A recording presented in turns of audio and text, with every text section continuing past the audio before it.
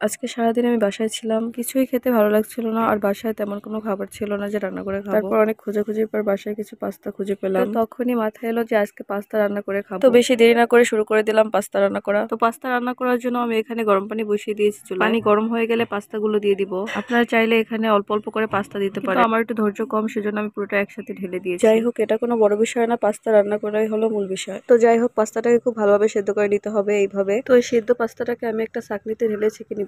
আপনারা চাইলে অল্প অল্প করে ঢেলে নিতে পারেন পাস্তাটা, কিন্তু আমার সময়ের অভাবে আমি পুরোটা একসাথে ঢেলে দিচ্ছি। পাস্তাগুলো ঢেলে নেওয়ার পর এখন যেটা করতে হবে, অল্প অল্প করে উপর থেকে পানি ঢেলে দিতে হবে। ঢেলে এটাকে ঠান্ডা করে নিতে হবে, ভালোভাবে পানিটা পুরোপুরি ছেঁকে নিতে হবে।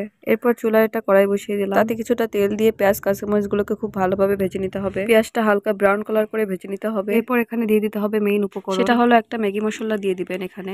আপনারা চাইলে ঘরে তৈরি করা বিভিন্ন ধরনের মশলা দিয়ে পাস্তাটা রান্না করতে পারেন, কিন্তু আমার কাছে এই মশলাটা দিয়ে রান্না করলে বেশি ভালো লাগে খেতে। তারপর পেঁয়াজের সাথে খুব ভালোভাবে মশলাটা মিশিয়ে নিতে হবে। এরপর এখানে একটা দিয়ে দিব ডিম, আমি এখানে দুটো ডিম দিয়েছি। আর আপনারা যারা আমার মতো এরকম সাশ্রয়ী আছেন, তারা চাইলে ডিমের পুরো অংশ কাছিয়ে দিতে পারেন আমার মতো। এরপর যেটা করতে হবে, ডিমটাকে নেড়েচেড়ে ভালোভাবে মিশিয়ে নিতে হবে। মেশানো হয়ে গেলে এখানে আবার কিছুটা দিয়ে দিব ম্যাগি মশলা, তারপর আবার নেড়েচেড়ে এটাকে ভাজা ভাজা করে নিতে হবে। আমি যেহেতু ঝাল বেশি খাই, সেজন্য এখানে কিছুটা গোলমরিচ অ্যাড করে দিলাম। আপনারা আপনাদের পরিমাণ মতো ঝাল কম বেশি করে দিবেন। তো আমি ডিমের সাথে মরিচটা খুব ভালোভাবে মিশিয়ে নিলাম। আর হ্যাঁ, এখানে আমি কিছুটা টমেটো সস ব্যবহার করেছিলাম, সেটা আপনাদের দেখাতে পারিনি। এরপর দিয়ে দিলাম সেদ্ধ করে রাখা পাস্তাটা। আর এদিকে অনেকক্ষণ ধরে ডিমটা ভালোভাবে ভাজতে গিয়ে পাস্তাগুলো একটার একটা লেগে গিয়েছে। তো কোনো ব্যাপার না, খুন্তি দিয়ে নেড়ে চেড়ে পাস্তাগুলো আলাদা করে নিলাম। খেতে গেলে তো একটু কষ্ট করতেই হবে। তো যাই হোক, এখানে আবার কিছুটা ম্যাগি মশলা ছড়িয়ে দিলাম। আপনারা হয়তো ভাবতে পারেন এখানে আমি অনেকগুলো ম্যাগি মশলা দিয়েছি, কিন্তু এখানে আমি একটা ম্যাগি মশলা অল্প অল্প করে পুরো পাস্তাটা দিয়েছি। তারপর এখানে দিয়ে দেবো কিছুটা টমেটো সস। টমেটো সস দিয়ে খুব ভালোভাবে নেড়ে চেড়ে এটাকে আমি উঠিয়ে নিব। তো এই যে গরম গরম পাস্তা রেডি। এতক্ষণ ধরে রান্না করতে করতে আমার তো অনেক খিদে পেয়ে গিয়েছে, এখন এটা খেয়ে দেখার পালা। তো আমি এখান থেকে একটু খেয়ে দেখছি পাস্তাটা কেমন হয়েছে। এমনিতে গরম গরম খেতে বেশ ভালোই লাগে পাস্তাটা।